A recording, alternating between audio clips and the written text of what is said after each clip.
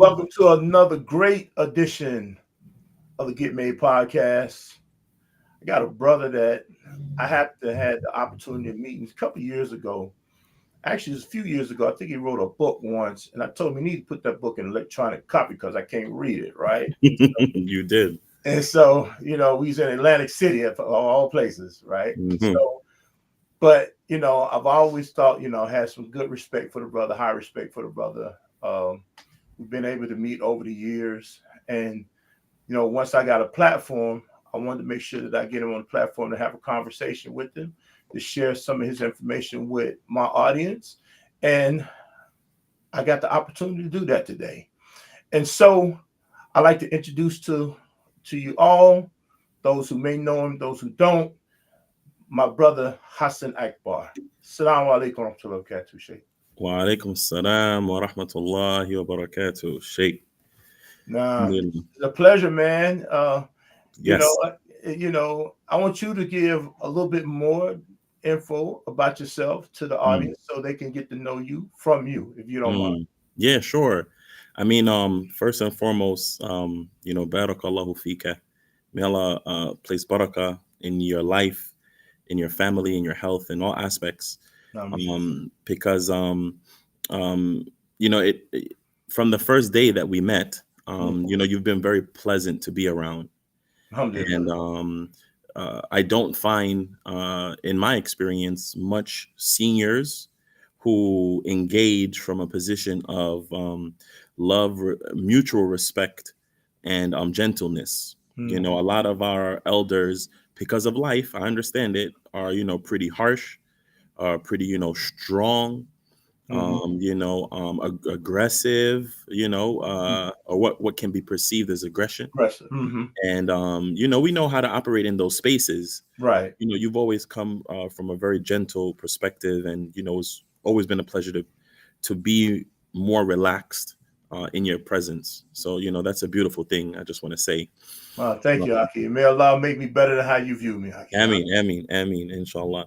And for myself, my name is Hassan Abdul Akbar. Both of my parents are from Jamaica, so I'm Jamaican. Uh, my family, my siblings, four of my siblings were born in Jamaica, but I was the first child born here in America. Me and my younger brother Hussein. So there's always this dynamic that I'm not a real Jamaican because I wasn't born in Jamaica.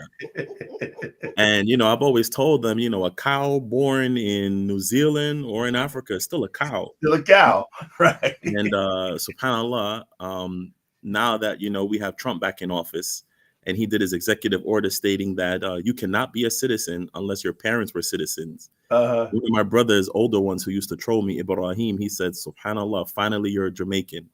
Because according to Trump's new rule, you should have been a Jamaican, not an Right. American. So alhamdulillah, I do have a different experience in a lot of aspects. What blackness means, what Mhm. Islam, how Islam is practiced. Because I'm coming from a Caribbean point of view, but I Right. was born and raised here in Brooklyn, and have absorbed Black American culture, Hmm. and represent that, and strive to be an example for others. Um, Hmm. so that's the origin, right? Right. It's from the Caribbean or Mhm. Caribbean, however you want to say it. And my introduction into Islamic studies is really as a result of the passing of my father, who passed away, Allah yarhamuhu, at 53 from cancer. Mm. So that really kind Oh, of that like, was young. yeah, he was very young. Hmm. One of those situations where he became sick, lost a lot of weight, but the Hmm. old timers, they don't like to go to the hospital unless they Right. have no choice. Right. And by the time we sat in front of that doctor's office, that was by far the hardest day of my life, to have the doctor tell him that he has 13 months to live. And Wow.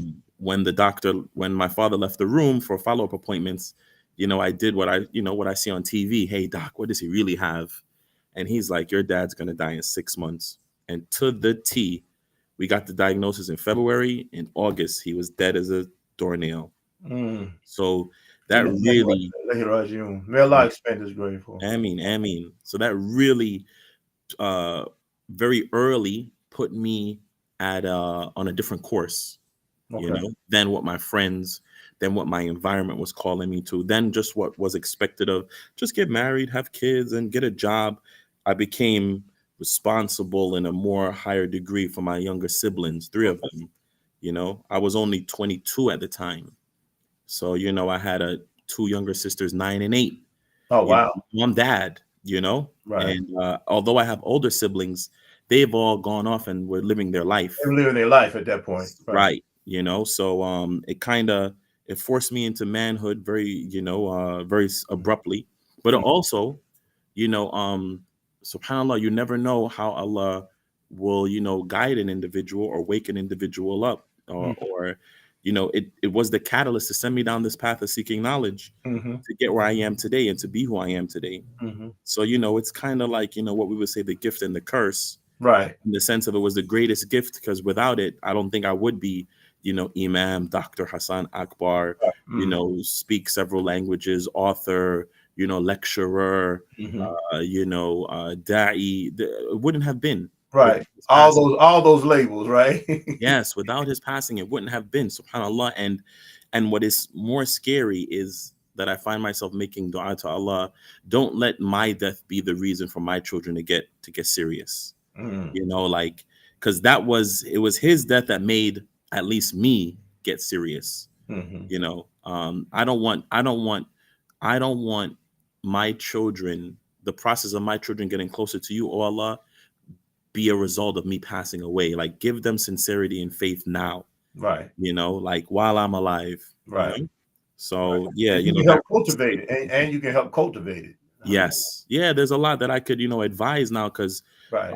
as much as our community is not new to Islam, and Right. um, and Islam has been here for some time. However, the experience of the black imam or the black da'i, Mhm. this is uncharted territory. Mhm. Oftentimes our communities cannot afford us, support us, Right. or help us in any way, shape, or form. So we have to go out into the wilderness, and the wilderness is being the guest imam at a predominantly Pakistani masjid, being the guest imam at predominantly Arab masjid, being Mm. the guest imam at predominantly African or predominantly Bangladeshi, or what have you. Mhm. So we're always the guest, and it's there's a lot of uncharted territory being a guest, Mhm. and limitations, Mhm. so meaning there's not many people that we've seen do this before us, Mhm. and there's not many people that we could go to for advice, Mhm. you And know especially being a student, you know what I mean? And I know your travels, and we're gonna get into the conversation a little bit more, but I don't want this to go untold. You know, we know sometimes people have this what they think is a traditional route towards becoming a student. You go to college, you go this, you go that, you're sitting over in in a foreign country somewhere, and yeah, sitting around. You got to go through this program before you got to that program, and all this yeah, type of stuff here. So it's almost like an initiation. It's like it's almost. I tend to think of it, no disrespect to anyone, right? I almost could look at it like a fraternity. yes, You know what I mean? it It's like is. you done got hazed in or whatever. Right, right. And again, that's no disrespect. I don't want nobody to think I'm trying to be disrespectful, Hmm. right? But because I am a student myself, not Hmm. on that level, or on in that field, if you Yes. will, right? But because I understand academics, Hmm. right, then I understand what it takes to become a student, Yes. right?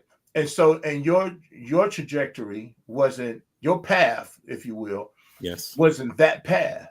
Correct. You know what I mean? And then for you then to be able to accomplish what you have been able to accomplish, I say, for the most part, man, is remarkable. Alhamdulillah. And it's not remarkable because, man, you made it. No, Yeah. because you didn't do it traditional, like the so-called traditional way. Correct. Correct. I mean, and that doesn't mean your knowledge is any less Correct. or anything in it, because you still got to open a book. Correct. Correct. You know what I Yes. mean? And you still got to listen to somebody giving a lecture. Correct. Correct.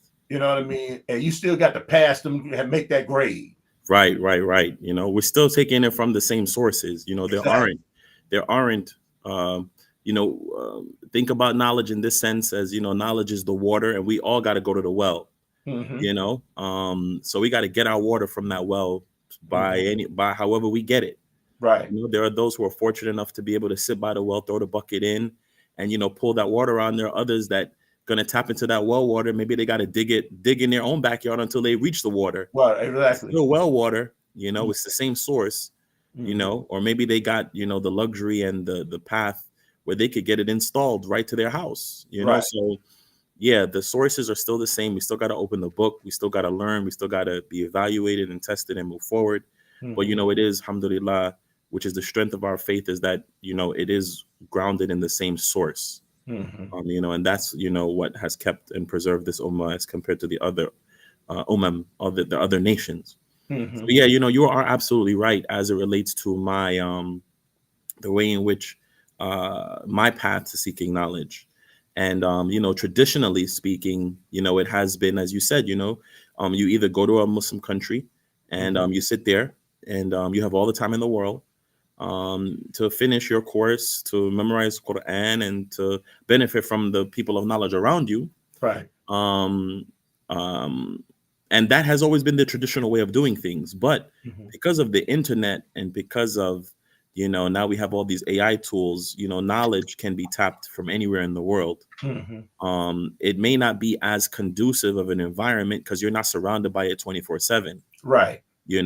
but And I think that's kind of one of the more things that I think the advantage that people who go over to the for countries sure, they're able to sit, then they might be in class, but then they might get to go sit in the masjid and listen to somebody else, or they might correct, because they're really surrounded by. immersed. Right. I mean, it's like I just had a brother on the previous week, Doctor Ray, Doctor Brock, Hmm. and he talked about how you can one can be in a space but not kind of really be in that space, Hmm. right? And so when you know a person goes to Medina, so to speak, Hmm. and it goes to Mecca, and they're around the Kaaba, or they the prophets, man. I learned this in Umrah, man. I cried Hmm. for 10 days straight, man, while I was there, just crying, just the Hmm. spiritual high. And then I came back, man. I was just in tears, but Hmm. life started hitting me. Yes. And I had to kind of, that high started coming down, right? Hmm. But I learned something there that had to be redirected. Now my movement should be based upon a battle to Allah, right? Right. To worship God, right? Hmm. Versus me just needing to be in a place to feel Correct. it, right? Because it's easy to feel it when you're in the place, Yes. but you got to get somewhere else and then maintain it, Yes. right?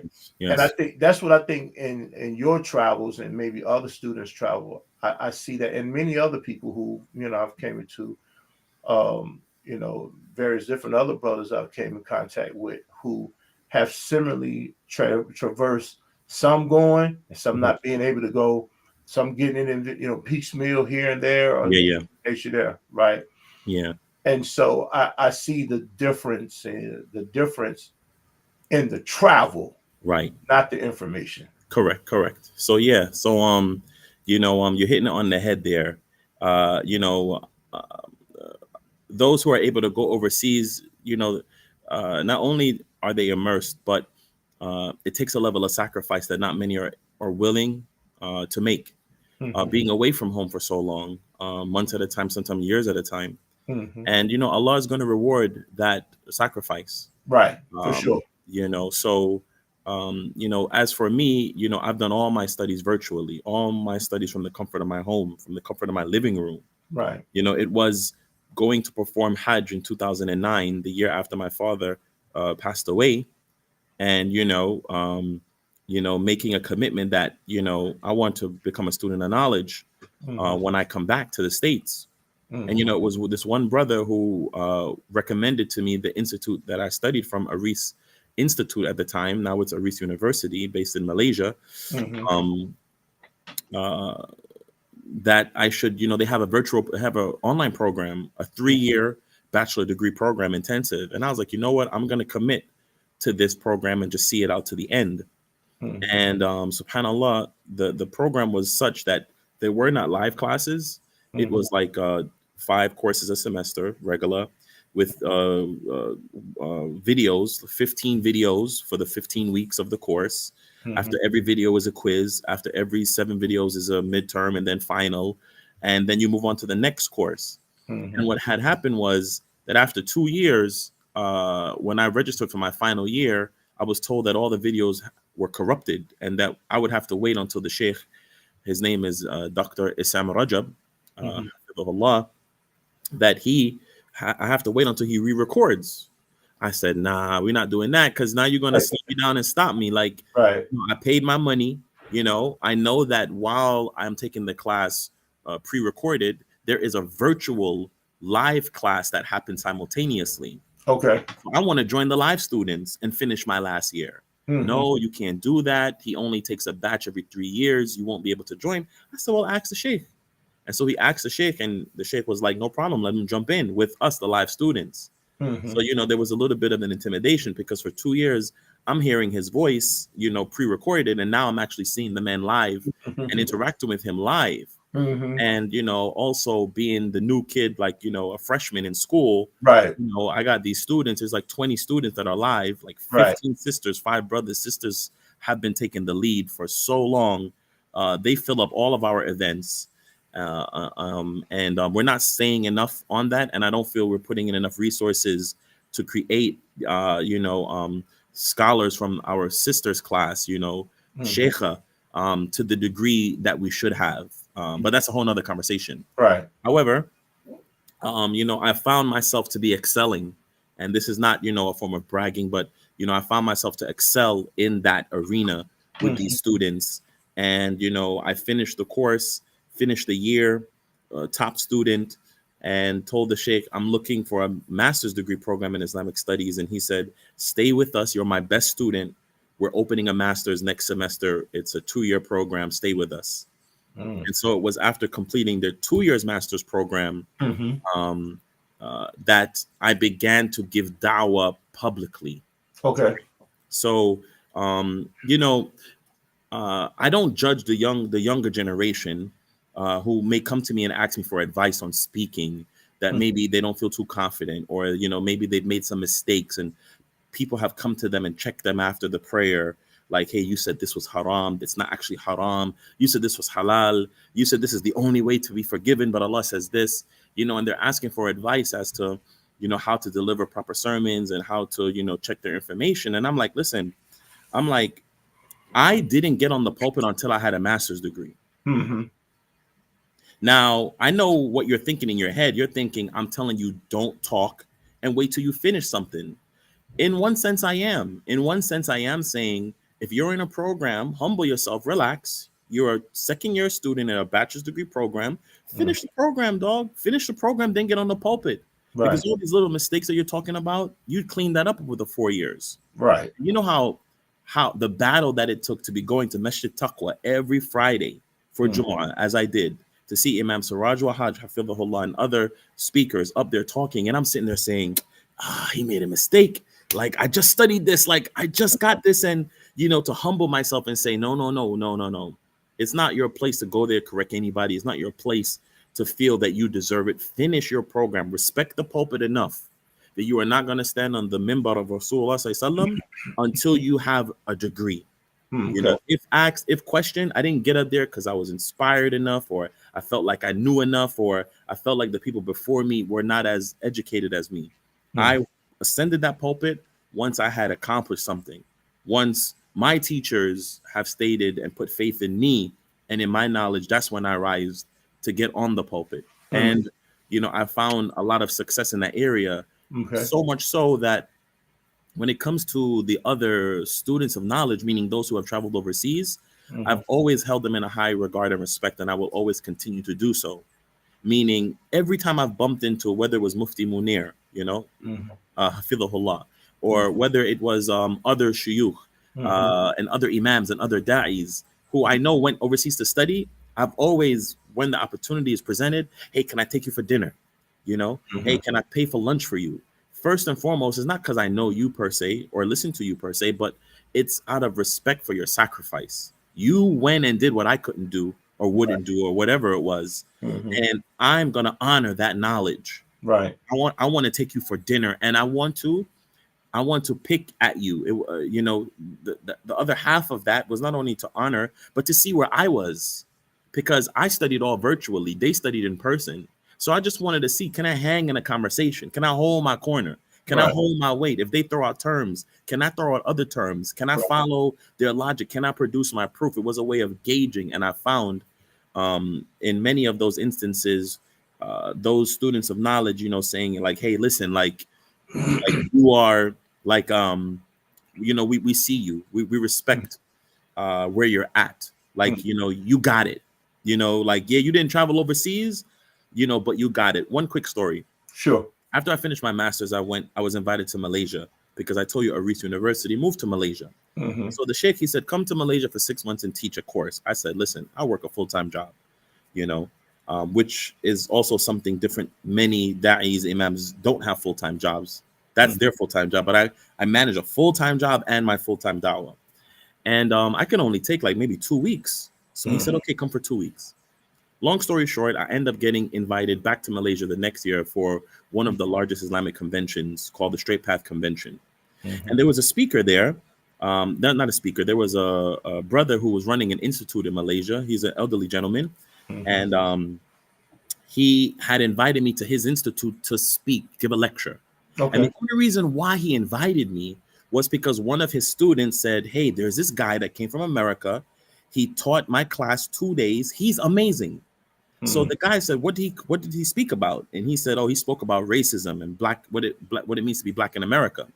And so this man was like, "Oh, we don't have that here in Malaysia. Like that's not a topic. Racism, like those are not our issues that we care about. Nor is it going to be appealing for my audience." Right. The student was going so hard for me, and it helped that she was a huge donor for the institute, that he was Right. like, "You know what? Let me just bring him and let him speak Right. on, I think, being black in the 21st century or something like this, or America racism." Mhm. Alhamdulillah, I was able to present the lecture in such a way that even though I was speaking to an all Asian audience, they benefited from the lecture. And I could see him in the back, like smiling, like, wow, like I'm really enjoying his presentation. So he invites me back the next day. Oh I guess wow. to see if I could do it again. Right. Came back And that again wasn't the a next day, one-off another fluke, home run. right? Right. After I knocked that second home run, he brings me in the back office. He said, "What do you do for a living?" I said, "I'm just a truck driver." He said, "Listen, I'm ready to give you, your wife, your 3 kids, and your mother visas to stay here. I will be building a school in the next coming years, and I want you to be the head of my English Dawah department." Oh wow. SubhanAllah. SubhanAllah, what an offer. Like if I was just a student of knowledge and I didn't have a full-time job, I would be a resident of Malaysia probably right now. Mhm. But I have commitments here in the States. Like I Mhm. said, I had younger sisters and I have my career. So I couldn't take his offer. However, he did invite me to the Straight Path Convention. And he Okay. mentioned, I'm gonna have Mufti Menk, I'm gonna have Dr. Muhammad Salah, I'm gonna have Asim al Hakim, I'm gonna have Abu Osama al Dhahabi. And I said, whoa, whoa, whoa. These guys are the kings of da'wah. Like I'm watching them on Peace TV, Huda Right. TV. Like they're trending on everything. I'm not even Right. known. I'm just speaking in, small little messages in my neighborhood. Mhm. And he said, if they're the kings of Dawah, then you are the prince. And I'm like, you MashaAllah. say that to all the MashaAllah. ladies. Stop it, man. Just stop it. I know, Right? right? It SubhanAllah. feels good to me. Hey, man, but it feel gotta feel great to feel Of course acknowledged. it feels great because I worked hard for it. To Mhm. his credit, he invited me back and we did the 2-day conference. Mhm. And just going back to saying I'm always trying to gauge myself, the point of this whole story is that after the conference was over, Abu Osama al-Dhahabi, I Mhm. was sitting, we were having a dinner, me, him, and Sheikh Asim al Hakim. And he said, listen, man, he said, I don't know how you got on this conference. Mhm. You're not on the internet, you're not on Facebook, you're not on YouTube. I don't know, but obviously Allah wanted you here. So you're here with us. Mhm. He said, I sat there to watch someone give a presentation. You could just type that up. Somebody could write it for you. I'm not impressed with a lecture. You find out a person's level of knowledge when it comes to the Q&A, because you don't know the questions that are coming. Coming. Right. And this is where you find out who know how to swim and who just treading water. Right. He said, I sat there on that stage with you for 2 days. and the Q&A were 2 hours long, and you answered that first question, and I said, all right, one question, luck, he got it. Right. He said, but then I said to myself, I hope he ready because the question's coming back around. He said, but you answered the second and the third and the fourth and the fifth. And I said, nah, that's a bad boy right Right. here. Mashallah. Nah, he belongs here. Nah, And mashallah. that was really one of the greatest compliments that I received, because May I watch his Allah content. preserve our brother Abu You know, Abu Sama Dahabi, you know, Hafidhullah, I watch him. I've Mhm. been watching him over the years, and to Yeah, have him man. say, I mean, you belong here, part of my growth in Islam, just listening to him back in the day and stuff. And correct. You know, so yeah, you know, alhamdulillah, was very good to have someone who went through the process, you know, as early on, before all the accommodations that are available now, you know, went when it was still kind of rough, Right. you know, Right. came out the other side, and, you know, had the courage, the ability, the confidence to say, you know, hey man, you belong here. You know, you may not have done it that way, you did it the internet way, but subhanallah, like, Hey man, you know, you took advantage of a tool that allowed to exist. You know what I mean? correct. That's all that happened. So we're gonna dive into, if people don't even realize it, we're gonna dive into this interview, right? But you know, with the Get Made podcast, I have 3 Get Made podcast questions, right? And so Okay. the first question would be, is what Black author has inspired you, or a book that by a Black author has inspired you? Okay. So I know everyone is probably waiting to hear some book that is, you know, monumental in knowledge, Islamic knowledge, or fiqh, or history, or seerah, or, you know, what have you. However, the Black author that has inspired me initially is a brother. His name is Ibrahim Jabir. He used to play basketball professionally. He's a poet. I believe he's in Pennsylvania now, working out of a community as their youth director. You know, he's a da'i. He's knowledgeable as well. He has knowledge. And I was at a conference at a college here in New York. It was a small one-day event, and he was one of the speakers there. He was supposed to do poetry. Okay. I you know, this is me starting off early in my early days speaking. And after he did his poem, you know, it's impressive. The brother is a poet. He's good. You know, poem, spoken word. He's really impressive. The conference was over. We were leaving the college campus, and I saw that he had on this regular table some books that he had authored. Right. And the book was Bil Qalam, the pen. It's a book of poetry. Okay. And I walked over to the table and I picked it up and I said, first of all, I'm going to support this brother, because that's how I was raised. I was raised, you know, to support Black businesses, to support each other. Right. So I'm going to support him no matter what the book was. It could have been anything, a children's book. I was going to buy it. But in the course of purchasing the book, I said to him, you know, how'd you get this book published? He's like, oh, I'm self-published. I just, you know, printed it myself and, you know, dinged it, and I did this and I did that. And I was so amazed and inspired by him. I was like, wow, like the brother wrote his own book, published his own book. It ain't in no bookstore, at least not at that time. And he's speaking, and right here at the little table where they play chess, you know, like the little tables on campus, he got his book spread out, and he's like, hey, listen, I'm selling this book. And because of him, he inspired me to say I can write one, right? Like, wow, like you don't need a huge publisher behind you. You don't need to be endorsed by anything. If you can create it and you're committed to it, you're willing to invest your own money in it, you can be an author. It just, you know, there's certain things that we don't think that we could become, not because we limit ourselves, but just because we've never seen it done. So it does not even an idea that penetrates the mind, like author, like who becomes an author? But to see a brother do it, I was like, oh, heck no, I'm going to do it too. And now I'm on my 6th book. And alhamdulillah, 3 years ago, we were able to do Umrah together. And he was one of the 4 imams on the Umrah trip. and we would share speaking during the whole Umrah. I had the Mhm. luxury and the opportunity to tell him, yo, brother, like, I pray that Allah gives you a reward for every person that benefits from all of the books that I've written, because Right. it was you that showed me that it's possible. And the only Right. reason why I ever wrote any book was because of you and your book.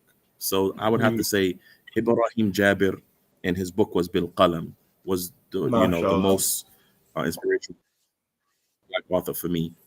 Nah, mashallah, may Allah bless that brother, man, and his work. I mean, second, I mean, Allah. what black male that you know personally, you just talked about the brother Ibrahim in his book, but what black male do you know personally, black man you know personally that has inspired you? And I want this got to be a personal one you know, not somebody you read about. Mm.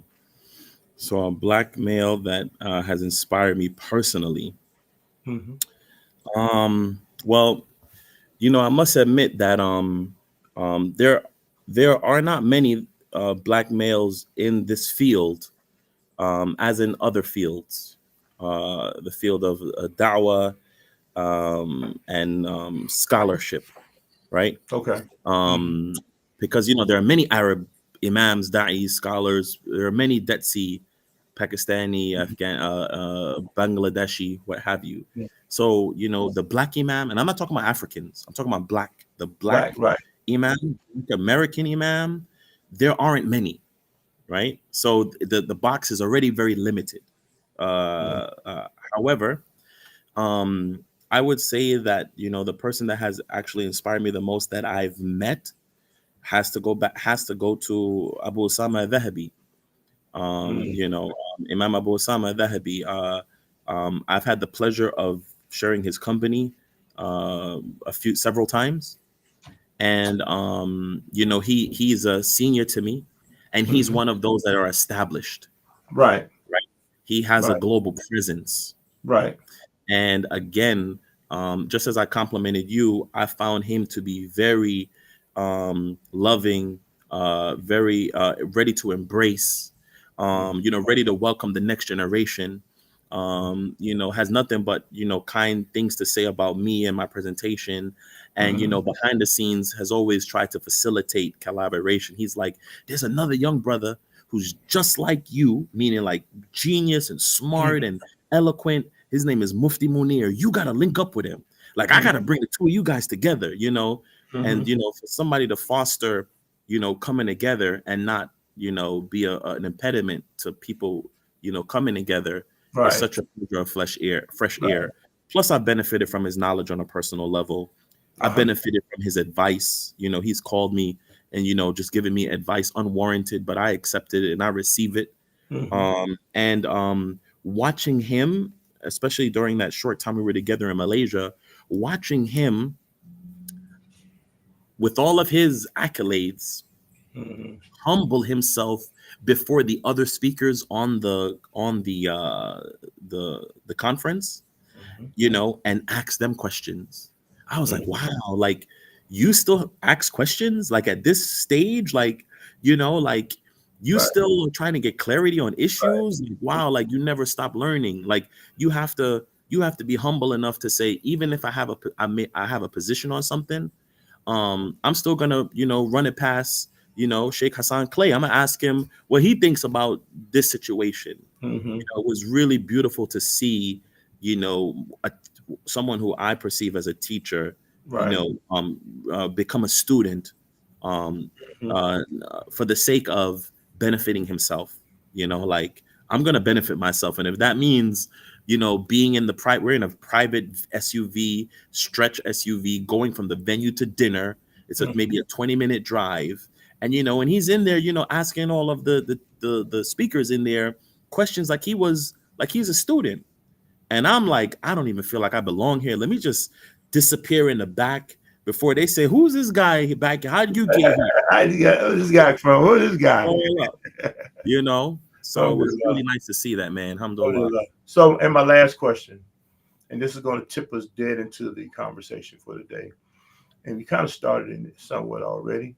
Um, you probably don't realize it or not, but what from your observation, is the state of black manhood and being studious spiritually, Mm, acquiring information, gathering information, or just having curiosity about information?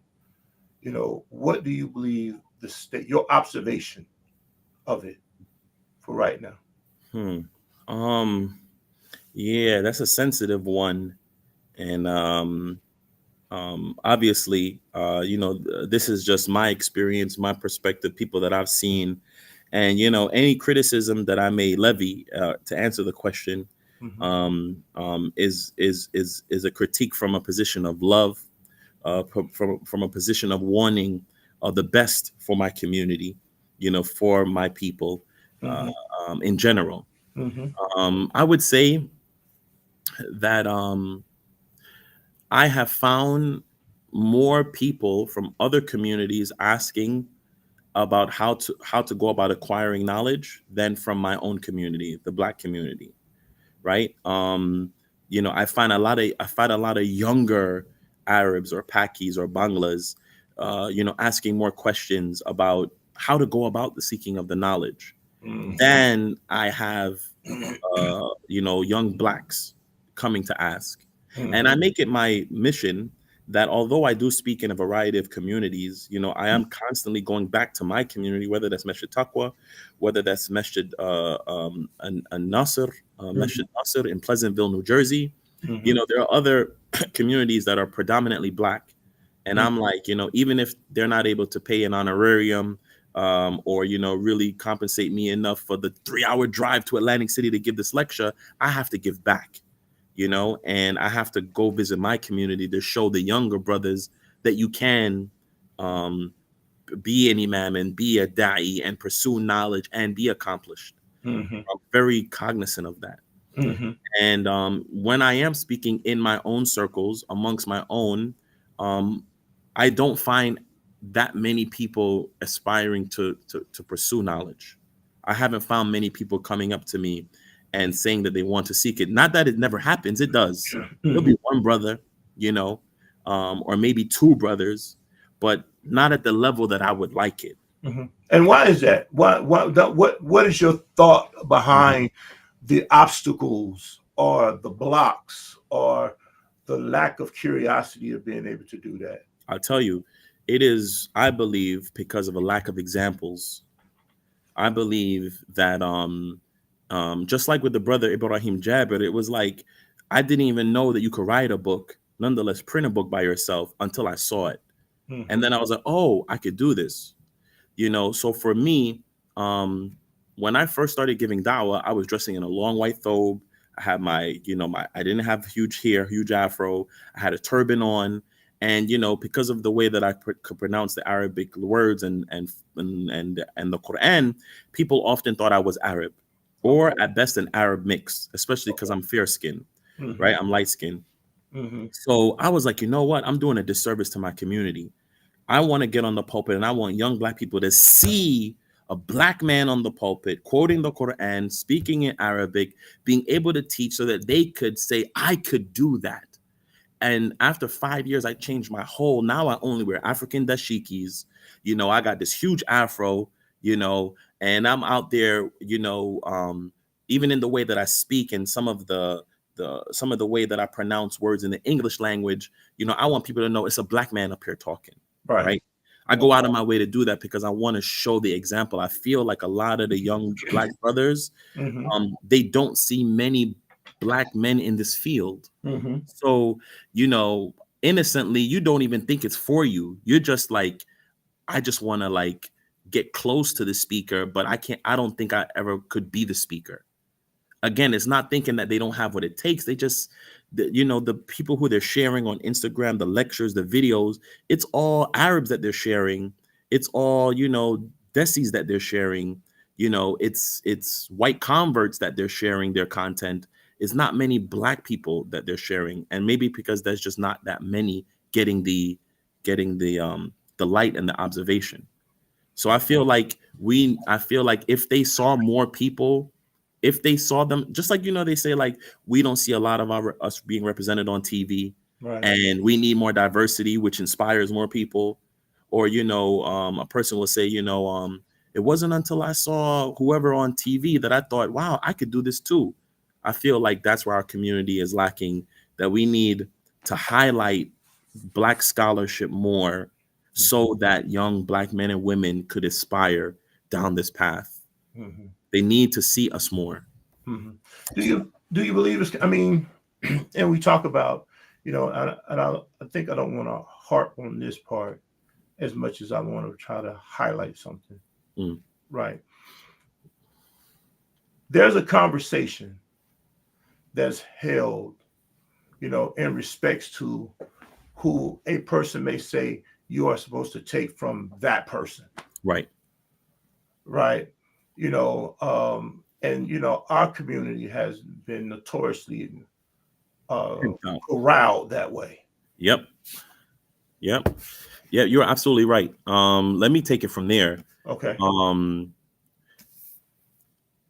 When asked, right, when approached and saying, what made you decide to seek knowledge, Mm-hmm. right?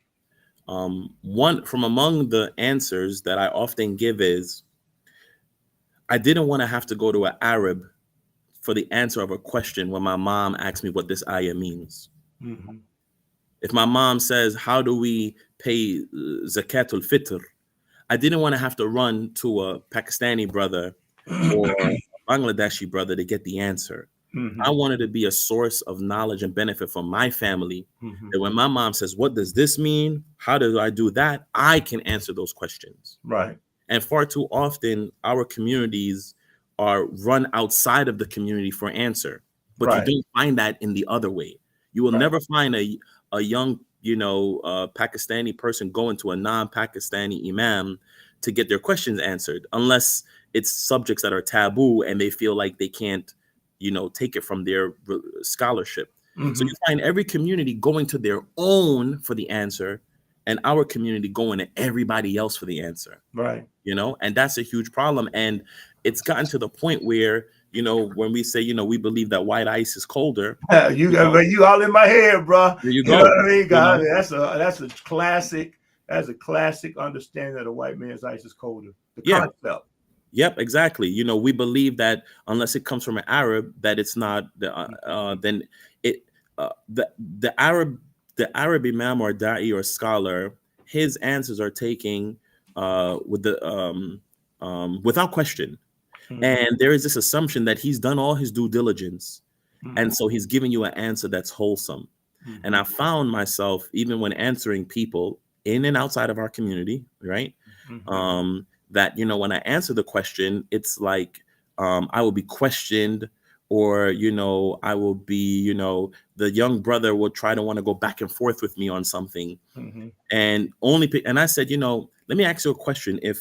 If this mufti or this imam gave the answer, would you double back and question him again? Mm-hmm. The reason why you feel so comfortable to question my answers is because you already doubt my level of expertise. And I find that in the Black community, that we don't really value the people of knowledge within our community. We don't believe that they have the answers, and that stems from an inferiority of the self. It's self-inferiority to not believe. I remember this brother, he was asking me some question about fasting, and it was Ramadan, and he missed the day, but then the day after was something, I forget the context of it. Mm-hmm. And so I said to him, oh, that's easy, inshallah. Just, you can make up the fast, but you'll have two intentions. You'll have the fast that this is like the day you made up, plus it'll be the last day, and, you'll be covered. And he was like, brother, how could that be possible? How could you make two intentions, this, that, and the other? Mm-hmm. And I didn't go any further because of the way he quickly dismissed me, Mm-hmm. and, was really quick to cite other proofs that he felt were stronger. Right. The day after, AMJA, the Assembly Muslim Jurists of America, Mm-hmm. which is an organization here, which is like the religious body or aspires to be the religious authority in America. In America. Mm-hmm. This organization is predominantly run by Arabs. 98% is all Arabs, right? Mm-hmm. And that's cool. I don't have anything against Arab or non-Arab, but the Right. point is they issued a fatwa and they said the same thing I said. Homeboy calls me up and say, yo, I just saw the fatwa released from Amja, and they said that because it was the day of doubt and we wasn't sure when the fast started, you could just do this and do that. I said, brother Jihad, didn't I tell you that yesterday? Mm. Well, the way that you said it, you kind of, you didn't really cite any proofs and you kind of just said it off the cuff. I said, yeah, I said it off the cuff because you're my brother and I'm talking to you, brother to brother. Why should I have to speak down to you for you to receive it from me? I'm not going to be like, well, on the authority of so and so and this so and so and this and so and brother and this. No, brother, if you ask me a question, I'm gonna just give you the answer. The answer. And if you ask for a source, like, hey, listen, you have any like hadith that I could share? I'm gonna give it to you. Mm-hmm. But I'm gonna, brother, just the way you spoke, you just spoke so chill. Right. I ain't got to spit it all at one time. I ain't gotta flex. I give you an answer. Why I gotta flex? Why I gotta do all that gymnastics? Here go the thing. If the other brother gave you the answer, you'd be like, wow, what a giant in knowledge that he just released it just like that. But as a black brother, I have to back it up when I speak. Let me say that again. If it was an Arab or a Pakistani, he said it off the cuff, it'll be like, mashallah, look how knowledgeable he is. He just said it off the cuff just like that. But me saying it off the cuff meant there was doubt in it. Mm-hmm. So when I speak, I have to speak with and cite my sources, right? Because I'm a black imam.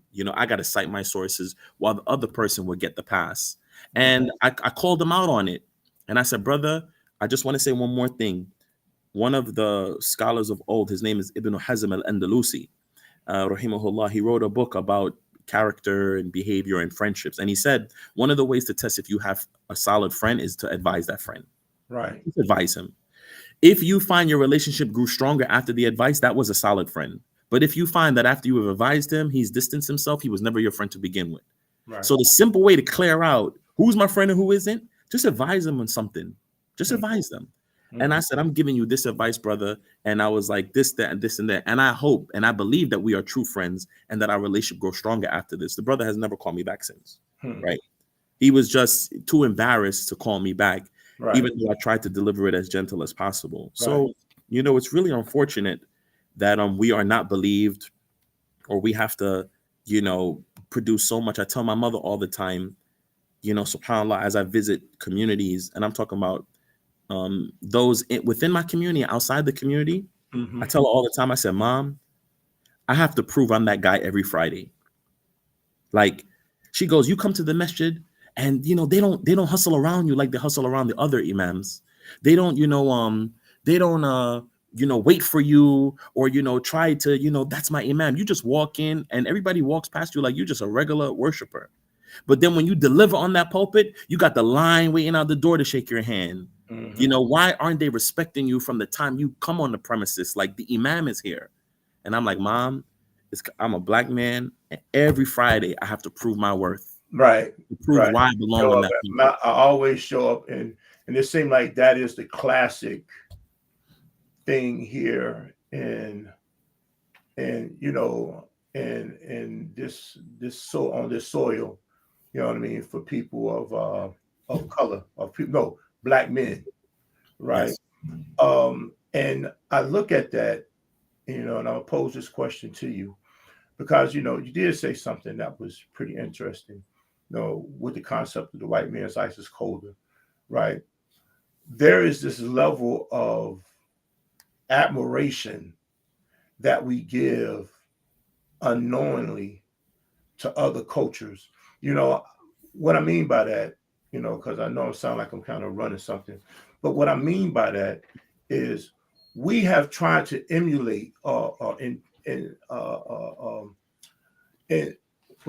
imitate various other cultures other than just grabbing onto our own. Right. We have done, I've seen in my lifetime as coming through various different things, I've seen us be from NOI, of course, to Sufi, to Salafi, to West Africans, to Pakistanis, to, we done emulated their clothes, Mm-hmm. the mannerisms of speech. You know what I mean? We, we get mad that we can't marry their women. You Right. know what I mean? It's everything, but we have a condescending attitude towards our own, right? Right. And then we, it's seemingly, and this is the question I have for you, because it's seemingly we have become accustomed to ear hustling, Mm. right? Mm-hmm. Because all that is, that's how we get that.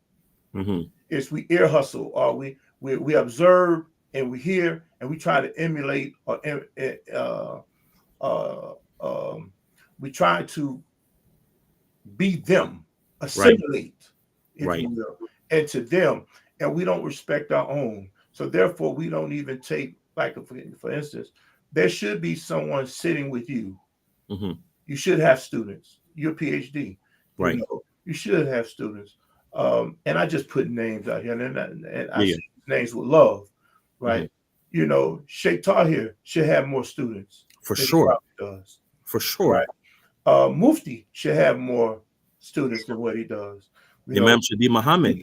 Shadid should have more students than Abu Sama should have more Correct. students than they do, Correct. Correct. right? But we will then put them down,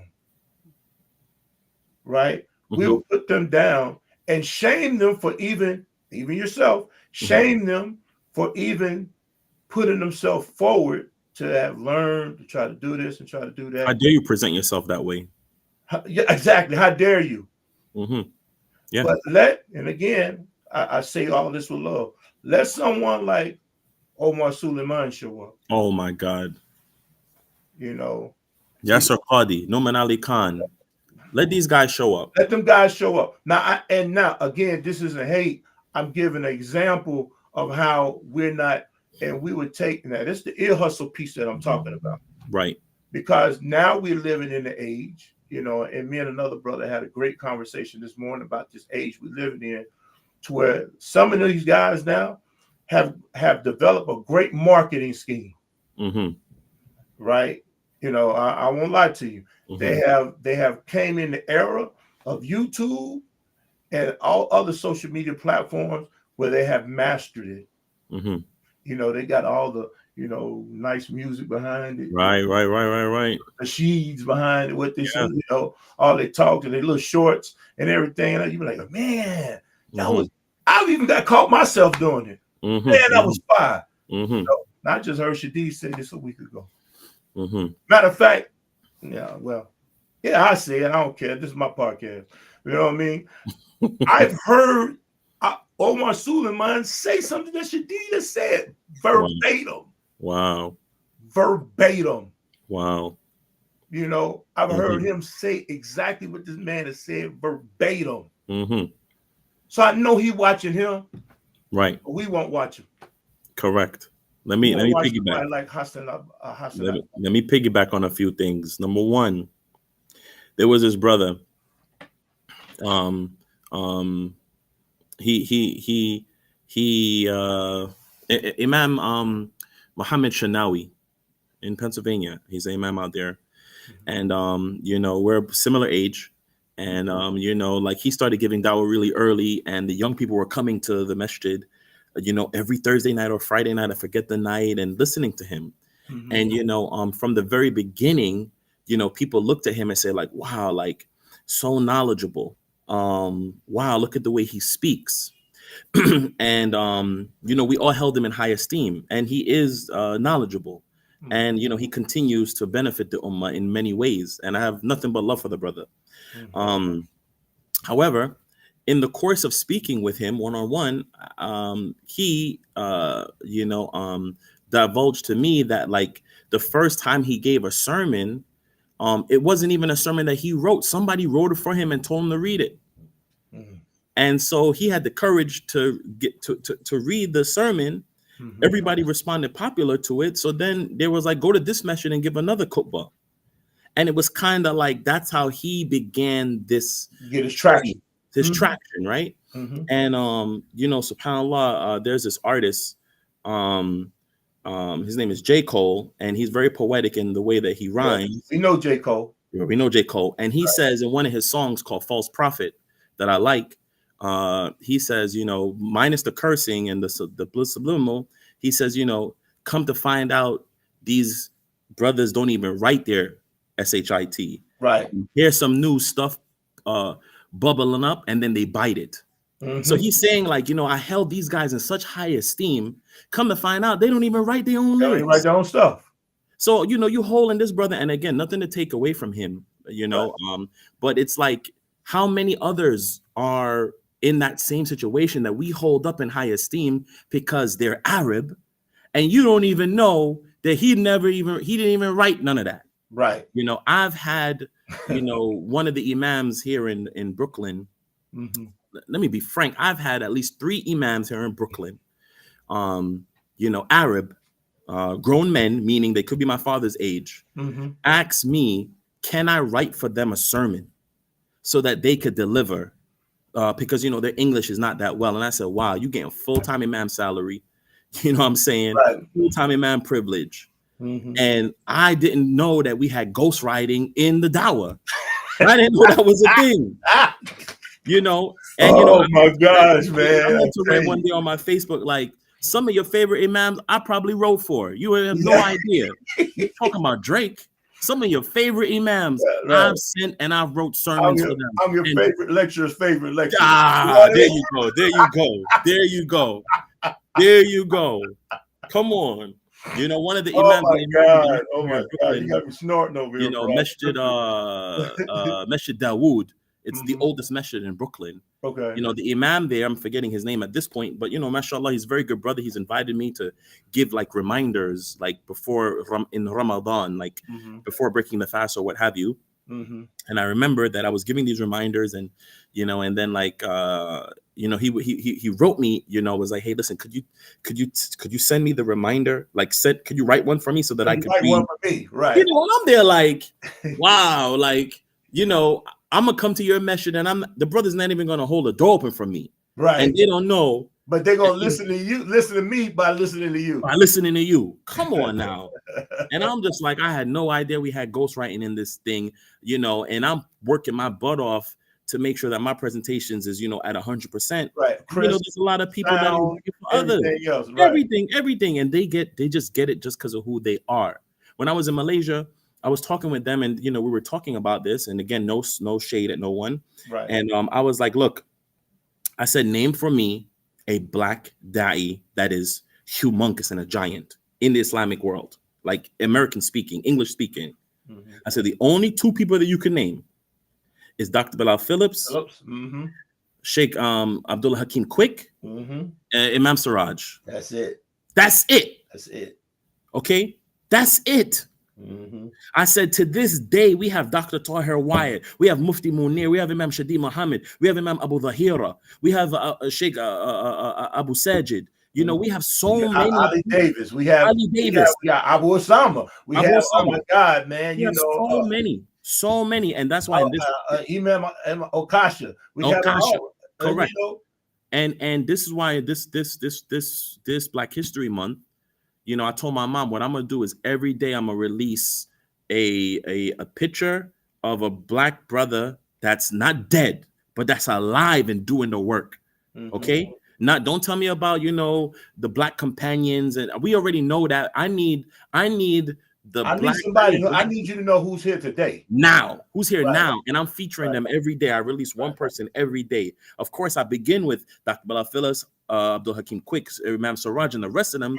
They start, but then I'm filling them up. I featured Shadid, I featured Munir, I featured Abu Osama, I featured Dr. Tahir Wyatt, I featuring all these brothers, right? Because I'm telling my mom, my mom is like, you have to put yourself up there. I said, no, I'll leave that for somebody else. Right. But what I want to do is, I'm very comfortable to give my flowers and to acknowledge that there are other brothers doing what I'm doing, and they're great at what they're doing, and that people need to give attention to what they're doing. In the work, man, every day. And they're putting in the work every day. They're putting in the work, and they have accomplished some amazing things.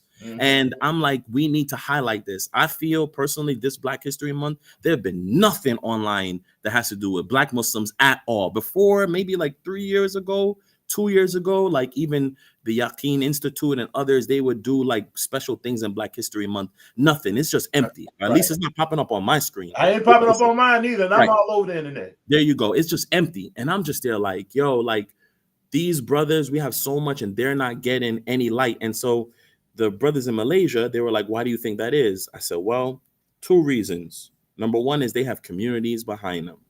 I said, I don't have a Pakistani friend in my phone book, except that when he sends me a lecture, it's Numan Ali Khan or it's Yasser Qadi. Coincidence that he's Paki and the only videos he sent me are Paki's da'is? I don't have an Arab friend in my phone, except when he shares a reminder with me, he shares me an Arabic person, an Arab who's in the video. I said, but all my Black people on my phone, including my aunts, I love you, Sister Faloki.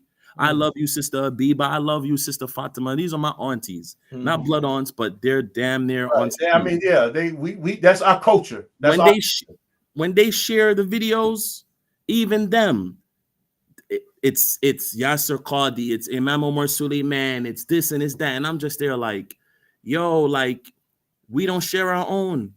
We don't share our own. It's just therefore we don't get the support that we actually need. So we don't get the support. But so then why did Imam Siraj and why did Imam Dr. Bilal Phillips gain such prestige? I said they gained prestige because they were giving dawah in the English language before so much dawah in English was available. So they're pioneers. I mean, they're pioneers. They're gonna get that light. But look at who's come after them. Right. I said, when they die, who's next? Right. And again, now I'm gonna levy criticism against us. Okay. One of the things that I feel that we are not doing, and again, I have to say that I say it from love, even though it's going to be taken how it's going to be taken. I truly feel that those brothers that I just mentioned that are on the way out, and of course we could die any day, but they are on the way out. They are doing a disservice not having us in group chats, not saying, oh, you want me to come and speak? Well, then I'm going to make 10 minutes for Mufti Munir to speak. You got to give this brother 10 minutes. Hey, listen, I got 20 young brothers who've graduated, and I'm Imam Siraj. Right. I got 30 young brothers in a group chat. I'm Dr. Bilal Phillips. The next country that I go to, I'm going to throw in the group chat. Which one of you can make it June 2nd to the 3rd? They asked me to speak, and I told them I'll speak, but they got to give you 20 minutes. So that we could tag along with you, so that we could benefit from your experiences. Right. We can get that shine coming from you. We could get the shine coming from you, but more than that as well, we could learn from your mistakes. We could learn what it is to build a community. We could learn how to run a community. You've done all this. You managed money, mismanaged money, every community. We can learn from you. There is no tutor, there's no mentorship in this field, man. It's none, it's empty. And what's going to happen? I say all the time, I say, I love Imam Siraj Wahaj. What happens when he passes away? Which one of us is going to step up? I don't even know how to run a masjid. All I do is give the khutbah. Like, where is the mentorship? Why aren't you bringing us in?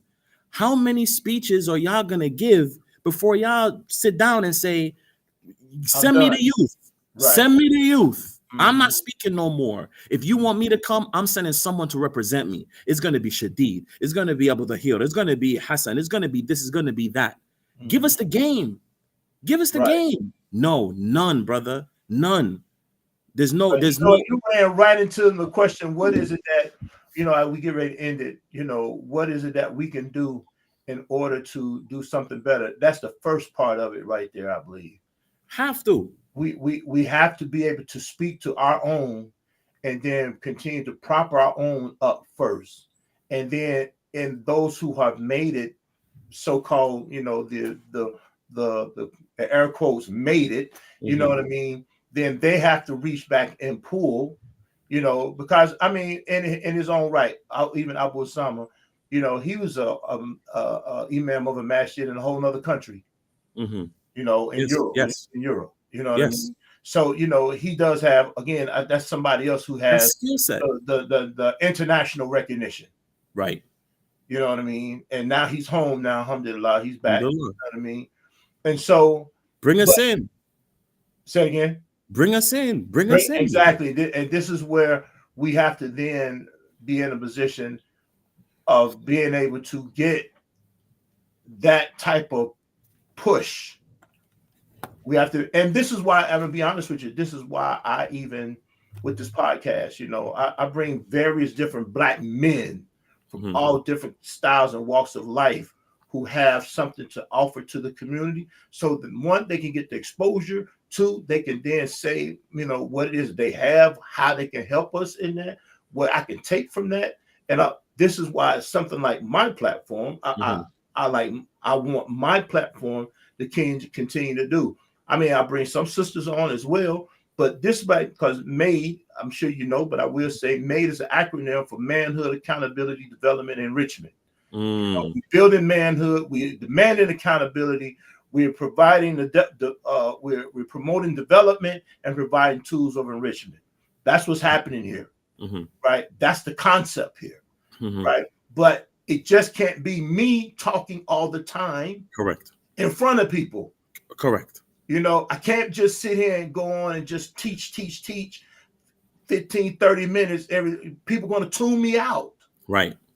God, that's just Hassan talking. He's going to go off again. There you go. I need people to see other people. Hey, these are other men in these spaces. You may not like what he said. You may not like how he living, Hmm. but he got something to tell you. Right. I had them brothers out of Detroit. I had a brother from California. You see what I'm saying? I got brothers from all over, brothers from the East Coast, brothers from the Midwest, brothers from the South. Everybody got something. Hmm. You know what I mean? Everybody has something. Correct. We have to then promote us. Have to. Really, that was when I had Dr. Brock. I got you. I had the brothers out of Detroit. Brother Khalil Muhammad, brother Khalil Muhammad. I had a brother Imam Mark Manley out of California. I had Shadid. I had Akil Ingram. I had various different brothers. I'm trying to get other brothers to come on. We need that exposure. Yes. Yes. Instead of just we trying to expose ourselves, we have to keep helping expose each other. Correct. Because if we don't do it, if we don't show that we got unity in this thing, man, real talk. And your email, you can't say what I say. Right? I shouldn't say what I say, but you can't say. But we just niggas out here doing what niggas do. It's 100%. Unfortunately, and to the highest bidder. Because that's why everybody can want to keep playing us. Yes. That's not the game. Yes. Then we want to talk about leadership. We want to do this, and we want to know why women ain't doing this, and why this, and why this, and why that. You know what I mean? It's that our leadership isn't we haven't corralled us in. We're not going to do that at Get Made podcast. Yeah. Get Made podcast. Yeah. Man, yesterday I was on Facebook and I saw this organization. They're called Muna, Muslim Ummah in North America. They were the first people to give me a platform to give sermons. Mana or Muna? Muna, Muslim Ummah in North America. Oh, they're okay. Bangladeshi community. Okay. And I'm indebted to the Bangladeshi community because they're the first ones that gave me a chance to speak on the pulpit. Okay. And supported me for my first 2 years before, I started gaining more traction and being invited to other communities. And yesterday they just posted a video of like this huge center, I think in like Ozone, Queens, that could probably hold like 1,500 people or something. And I sent it to my mom and I said, wow. I said, and I know this is gonna come off however it's gonna come off. But I said, Mom, I said, how long you been in this country? She's like 45 years. I'm 40 years old. She said, Masjid Taqwa in Brooklyn has been here for 45 years. Hasn't built a second floor, hasn't built a third floor, hasn't built a fourth floor. Fundraiser after fundraiser after fundraiser, promise after promise after promise. No center, no nothing. These people just got here 15 years ago, 20 years ago, 25 years ago. And they're building nonstop, expanding nonstop. Now, we do have to acknowledge that we have limitations because we don't have those resources like those communities. They come over. I'll push back on that, man, because we got money to go buy anything else. We do. But when they fundraise, it ain't like we living hand to mouth. You see what I'm saying? Correct. It ain't like, we're not living hand to mouth. We're not living hand to mouth. But we don't, in our communities, I would say it this way. Our communities are not made up of doctors, lawyers, physicians to the extent that those communities are. So maybe they have deeper pockets that they could do it in the short term. Right. They could raise that money faster. But you're right. It's not that we can't raise it. And 30 years is long enough to raise anything if we just put $10 a week. But the point is that we'll have the talent in our community go and raise money for everybody else. And I say this with love, and I know you're going to clip, they're going to try to make enemies, whatever it is, they're going to try to make it more than what I'm saying. You telling me, you go to these places, you go, listen, I'm not raising no more money unless you promise me 3.5%, 2.5% for my community. Right. How can I? 2.5% for my community. Right. Because my community needs to build too. I just raised you $100,000, $200,000, and I can't get to. I know you're gonna pay me, but you can't. I can't get $25,000 that's gonna go back home to justify why I'm on the road all the time. Exactly. You know, I went in and I love our Imam Siraj Haj. I love him to death. I sat in. I was interviewing him for one of my books, and he was very excited because he had told me that he had raised $2 million for this one community. And I sat there and I said, "Yo, $2 million you raised." None of that got funneled back into his community. Bro, where's the $250,000 for Taqwa? Exactly. And don't call me back again if you can't give nothing to my community. Exactly. You want me to come and raise all this money for everywhere? Yes. Imam, we love you. You've built so many messages. You've done so much work. He's put in work. He's put in that work. Right. And I'm not saying this in no criticism towards him, but I'm saying even shame on those communities for calling you and not even having the generosity to say, hey, listen, I've come and visited your masjid. You guys are still working on in the wudu section. We, as a gesture of kindness, we're gonna renovate this. Right. Where is it? Right. No. Let me build your wudu station for you and throw you new carpet in here. Imam, how much it costs to make the second floor? We're gonna make the second floor for you, and then we could always brag that we helped make the second floor. No, every community have $50,000 chandeliers, and they're pimping us out, the da'is, and they want us to be a part of the organization because of our talent, not because they like us, right? Because of what we're able to do. And where's the runoff? High tides. All boats supposed to rise. All boats rise. Man, good God Almighty. Say it, brother. Runoff, man. Look at our brother, Dr. Tahir Wyatt, when he joined Yaqeen Institute. I'm in a group chat with him and others, and a lot of brothers was like, nah, you need to build your own. And I was like, nah. And the other brothers was like, yo, give him time. Like, he just got here. He needs to give him time. And I was one of those brothers like, nah, give him time. Let's not just build our own. Fine. We do need to work with other organizations because we got to learn. But let's not forget, simultaneously, you could launch them both. Right. You could be working for them to get the exposure because we're not exposing each other the way we should, and we're not getting the exposure the way we should. But we also need to simultaneously build this platform for our own community, and we don't have it. All of our talent has been sucked out of our community and is benefiting everyone else to a higher degree. Everyone else. And what? I'm not going to blame the imams and the da'is because they got to work too. Exactly. And they have families too, and they need to get paid too. Exactly. You know, so it's really this level of charity that you have to give to be like, I'm not going to forget my community. I'm going to double back and hit my community. But when you double back to your community, they ain't even really, honoring you in the way in which you should be honored. Right. They ain't checking. They can't pay you. They can't pay you, but you're not even honoring me in the way in which you should be honored. That's why, I give my hat off when I see a brother like, Imam Shadi Muhammad, who's doing what he's doing and building what he's building. I've seen all his lectures in his home, I guess in his kitchen, and he's consistent. He's putting out content. He's another author that has inspired me. I've seen him write so many books, and I'm like, man, I could do it too, but he needs support. We all need the support. It can't just be, we don't have a whole nation behind us. Every Arab is supporting Imam Omar Suleiman. Every Arab, you hear what I'm saying? Every Pakistani supporting Nouman Ali Khan, financially and otherwise. And let me go back to my aunts. I know I mentioned my aunts. I don't want them to feel a certain way or feel, but I love you all. Those aunts I mentioned, I love you all. And of course, they do send me black content all the time. That's not the point. But the point is that the Dead Sea mother, auntie, the Pakistani auntie, she ain't sending no black man and no clip to nobody. Right. Yeah, you do send me a lot of black content, but you also send me content from outside, right? And I'm just saying, the Arab grandma, the Arab auntie, she ain't sending my videos to nobody. She's sending Omar Suleiman and the rest of them, to her kids. This is the example. This is who you follow.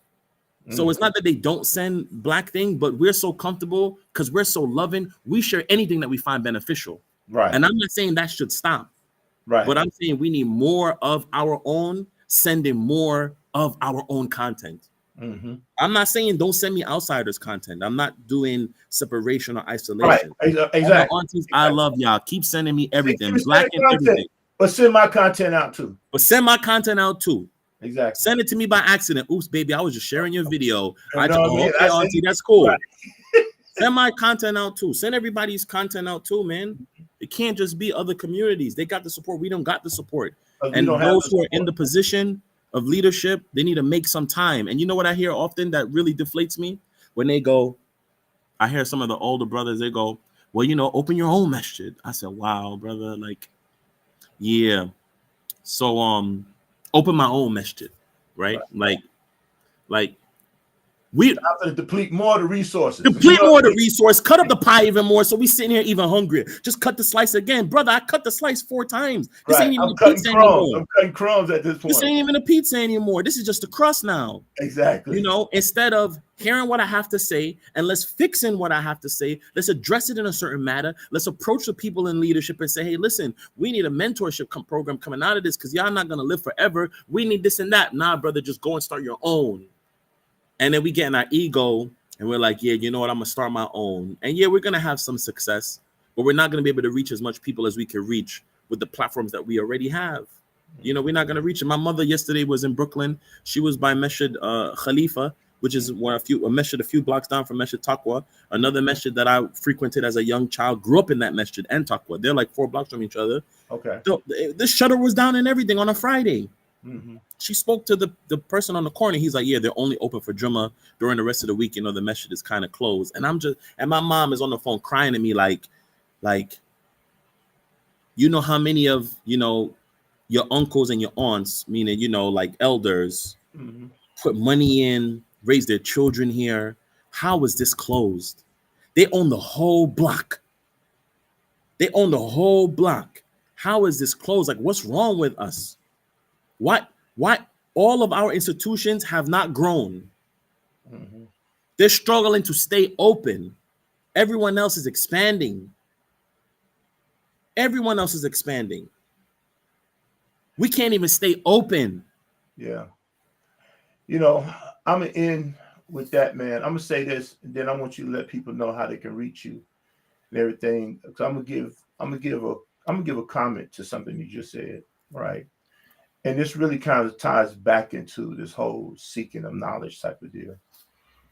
And this kind of ties back into something that you said as well a little earlier. Part of the problem is we didn't promote something that, well, let me put it this way, something that happened, because really the immigrant community really just started really popping within the last 50 years, Yes. right? I mean, give and take, and the so-called Wahhabi movement really was piped in here by Clinton and his crew, right? Yes.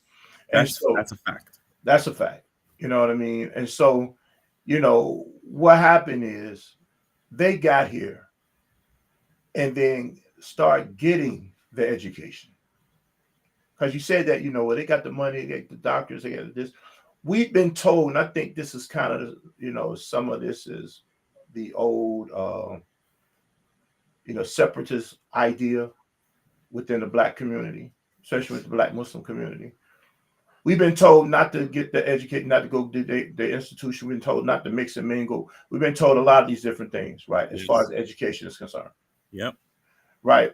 So then we have stifled our communities by not having, these so-called high professions, if you will. Correct. Right. We don't have a boatload of engineers. No. We definitely got more truck drivers than we got engineers. Yes. Yes. Right. Now, I'm not kicking nobody's profession either. Right. Right. But that was the low-hanging fruit. Yeah. And we've been told to aspire towards the low-hanging fruit. Mm-hmm. So what that has done is kept us in a lot of storefronts. Right. You know what I mean? Because at the end of the day, that's what our money been able to get. Right.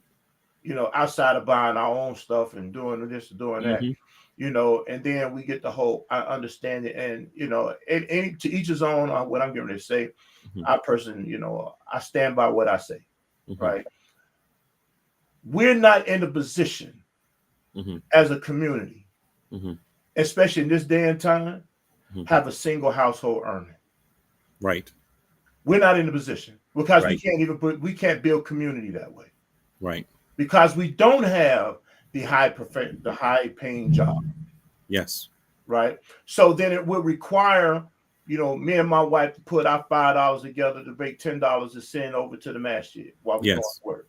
You see what I'm Yes. saying? And to be consistent with trying to put the money in at the masjid, right? Yes. To try to help keep the lights on. Right. Lights on, not expand. Exactly. Just to Not keep the new lights carpet. on. Keep Lights the water on. on. We can't even heat the water. We got to Nah, brothers, make wudu at home and then come here. then come to the masjid to save water, conserve water. That's conservation technology right there. Make wudu at home. Don't use the bathroom at the masjid, right?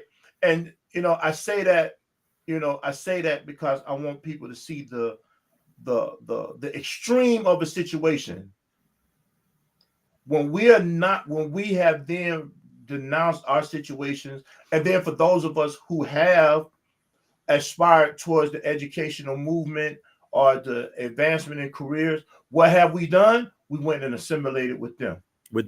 Move out and go in their community and go in their communities. Yeah. So we and then took the complain that money we're and being went on. and then complain that we're being mistreated Exactly. And then complain that you're being mistreated. and disrespected. Exactly. And your children are being isolated. Exactly. You can't even shoot, man. These are even. But you got a nice masjid that you could pray in, and exactly. maybe it has a parking spot. These even some. Not even these. This ain't just Daisies and Daisies, Indo-Pacs and Arabs. These are some African. These are some West African communities as well. Correct. East African communities as well. Correct. For sure. You know what I mean? And so you come in, then you go to crying that you know, but then they looking at you. What is your contribution level as a whole? He's got one or two people. Brother Hassan can walk in his masjid and get straight acknowledged, recognized, treated well, everything else. You know what I mean? Yeah. But now the whole crew ain't gonna get that. Yeah. But brother, what are you talking about? The one who calls the adhan, he's black, and the security whenever we have security is black. So and again, shame on these communities, because when they first came here, the only message they could pray in was ours. Exactly. And they saw it, they prayed in it. The one who was giving them the protection was us. Was ours, and continue to. And when there's high Islamophobia, it is the black brothers that they run behind, because they know that they're not going to swing on us, and they're not going to try, because we've done catch hell here already. Exactly. So we know how to give it back. We know how and they're not giving back. Instead, when they have a surplus, they send it back home. Exactly. They're not even giving you the respect. Exactly. And so I do say in this, as we end, I say that one of the contributions that I would like to give to this conversation is, and like it who like it, hate it who hate it. Even if you're not sending your kids to school as far as a college degree is concerned, send your kids for trade opportunities. Yes. Let them teach them, send them to school to learn a skill, to get a skill. College should be a skill. Yes. Trade is a skill. Yes. And not just nurses. And I'm not kicking nurses. Yeah. You know what I'm saying? I'm not kicking welders. I'm not kicking plumbers. But I am saying we need to be in a position to where we have this stuff certified. Yes. Because America recognized certifications.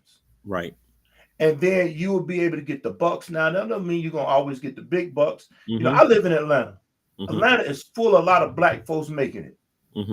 Or fronting that they got it. You know what I mean? Or fronting. Now, don't get me wrong. I know a lot of them who ain't got a dang on thing, but they look like they got it. You know what I mean? And that's okay. That's their life.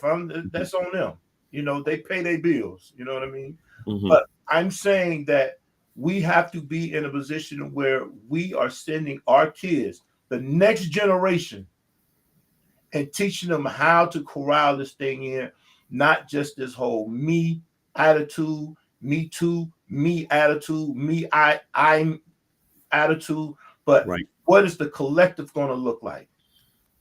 Right. What, and then stop infiltrating our stuff with this stuff that's not, I mean, real talk. I ain't mad at entertainers, I ain't mad at this, but there's a watering down. So therefore, you got people who are looking at, if I can run a basketball, if I can dance, sing and dance or rap, or sell dope, then that's how I'm gonna make this money. Right. That's been a plague in our community for 40 years. Easy. Right. Easy. Right. Probably for longer than that, but definitely last 40, because it got glamorized within the last 40 to 50 years. It became Yes. glamorous. It wasn't really glamorous to be a dope dealer. It Mm. became glamorous to be a dope dealer. Mm. Right. In the last 40, since the 80s, it became glamorous to be a dope dealer. Mm-hmm. Right. And so I'm saying, and then, always been something, an entertainer or a ball player, but it even became more popular when they started really throwing money at them boys like that. Mm-hmm. And so everybody wanted to forget about the whole pie and start running at the crumbs. Mm. Start Mm-hmm.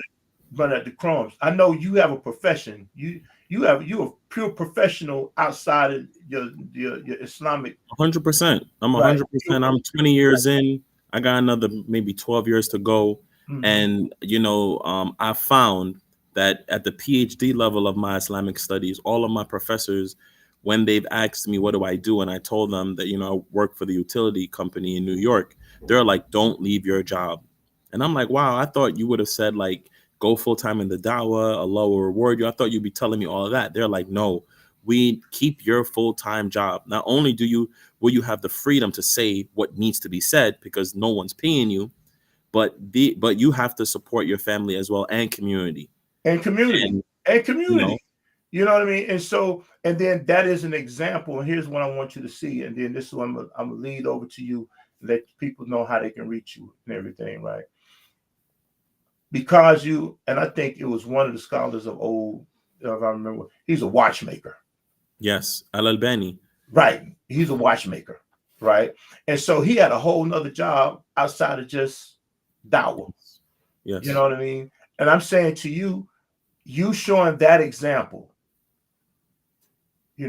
of of professionalism, if it was entrepreneurship or Mm-hmm. whatever, and you're not just living to just make a dollar off somebody, paying you at the masjid. They need to pay you. If somebody Correct. brings you in, they need to pay you.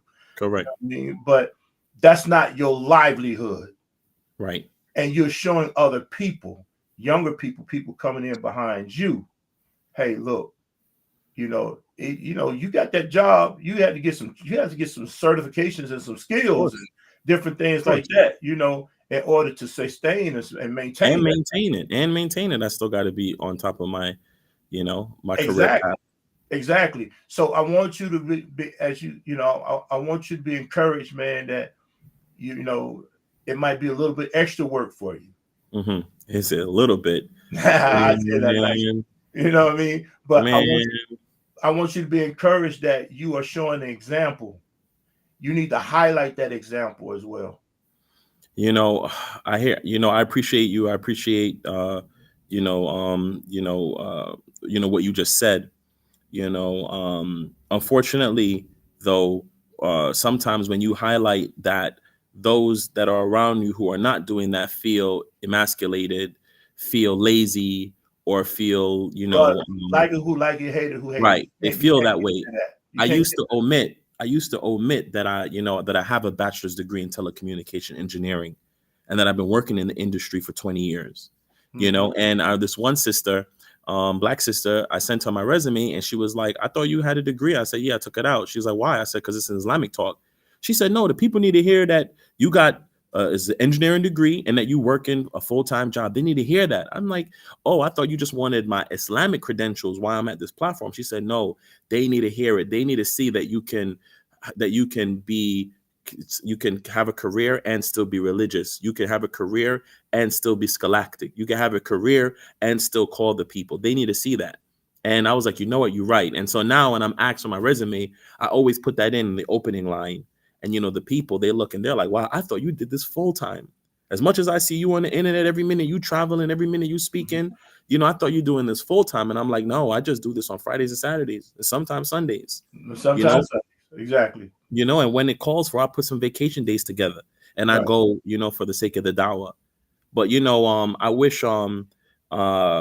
I wish I feel like it's also one of the things that has given me an edge, in that you may go to an imam and ask him about how to handle a work situation, but you're going to somebody that's never had a job in their life, and he's going to tell you, put Allah first, don't worry about it, just pray in the middle of the meeting, forget the president, just get a manager a fist pump. And this you gotta have a finesse about it. You got to do things in the right way.